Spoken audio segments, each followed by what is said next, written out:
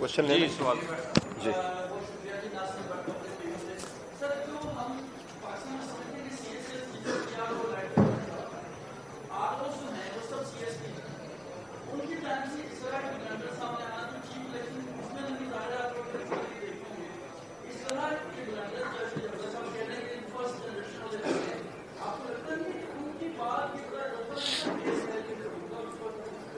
देखिए, open and short case तो है। इलेक्शन एक्ट में लिखा है कि जो गवर्नमेंट सर्वेंट है वो भी रिटर्निंग अफसरान हो सकते हैं और डिस्ट्रिक्ट रिटर्निंग अफसरान हो सकते हैं। इसमें हमने पहले पिटीशन फाइल कर दी, इसी दौरान एक और पिटीशन फाइल कर दी और सुप्रीम कोर्ट से ये इस्तदा की थी कि रिटर्निंग अफसरान और डिस्ट्रिक्ट रिटर्निंग अफसरान जुडिशरी से हो, ताकि उन पर प्रेशर ना हो। जिस तरह मैंने आपको पहले बताया कि अगर आपके पास फॉर्म 45 आ जाता है और उसमें आपको कोई करेक्शन की वो आ जाए, क्योंकि आपने फॉर्म 45 को 46 के साथ टैली करके उनसे रिसीव करना है, वो रिटर्निंग ऑफिसर अपने निगरानी में इनके सामने करता है।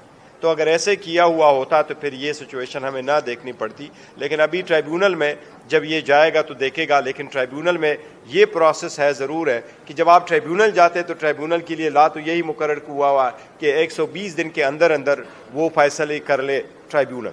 अब हाई कोर्ट के ट्राइब्यूनल बने वो ज़्यादा हो और उसके फैसले जल्द हो। सुप्रीम कोर्ट से भी रिक्वेस्ट है, लास्ट टाइम अपीलें बड़ी अरसा रही और उसमें फैसले नहीं हुए, इसमें आए क्योंकि पब्लिक मैंडेट, हम यही कह रहे हैं कि पब्लिक मैंडेट जिसके पास है उसी का राइट है कि वो पार्लियामान में हो, न कि वो लोग जो स्नीक करके इंटर हो जाते।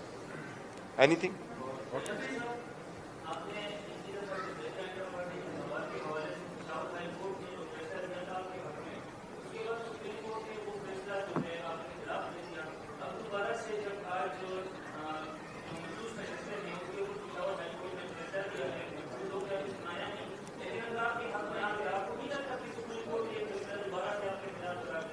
नहीं, देखो, जहाँ तक इंट्रा पार्टीज है वो सेपरेट इशू है। वहाँ हमारे इलेक्शन हो चुके थे, जो सुप्रीम कोर्ट ने कह दिया है वो फाइनल है। बेशक आप डिसएग्री करो, हमारा रिव्यू पेंडिंग है, लेकिन वो उस पर अमल दरामद हो गया और हमने नेक्स्ट इंट्रा पार्टीज इलेक्शन भी कर लिया और कल उनके डॉक्यूमेंट्स हम इलेक्शन कमीशन में जमा भी कराएंगे। इंशाल्लाह हमें उम्मीद है इलेक्शन कमीशन इस मरतबा एक्सेप्ट करेगा।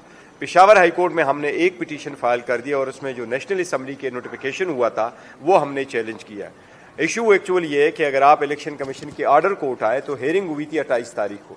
इलेक्शन कमीशन ने अपने ऑर्डर में लिखा है कि हमने ऑर्डर अनाउंस किया 1 मार्च को, लेकिन आप सबको मालूम है 1 मार्च को कोई ऑर्डर अनाउंस नहीं हुआ था। उस पर ऑर्डर लिखा है 1 तारीख, लेकिन डिसीजन का डेट हमें मिला है 4 तारीख को और 4 को नोटिफिकेशन भी हो गई है। तो इसलिए एक को हमने चैलेंज किया है। हमें उम्मीद है इंशाअल्लाह ताला कि अदालत इसको बरकरार रखेगी। ऑब्वियसली कॉन्स्टिट्यूशनल इशू है, जो अदालत का फैसला होगा वही रखा जाएगा।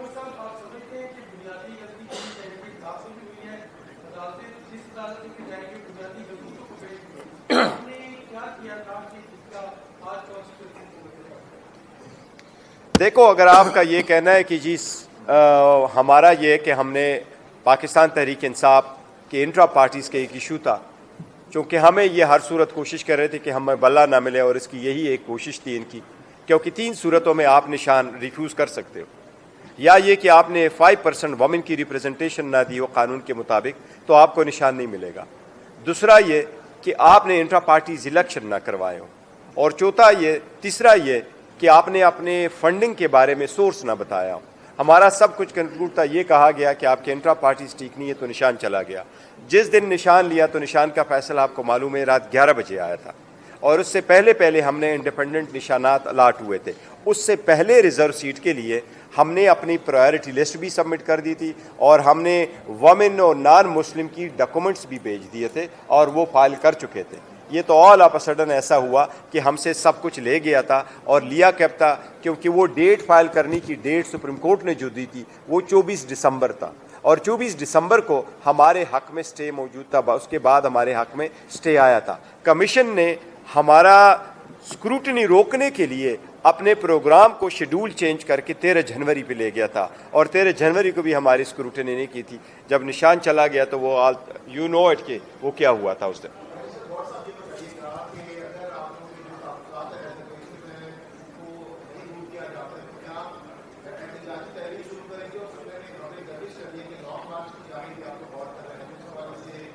देखो, हम वीकली या फोर्टनाइट हमारा एहतजाज रहेगा, पीसफुल रहेगा। ये हमारा, ये जमहूरियत का एक हिस्सा है आपका कि आप प्रोटेस्ट करते हो अगर आपको रिलीफ नहीं मिलता, लेकिन फिलहाल कोई ऐसा इरादा नहीं है कि हम लॉन्ग मार्च करेंगे, ऐसा ही नहीं हुआ। Thank you ji.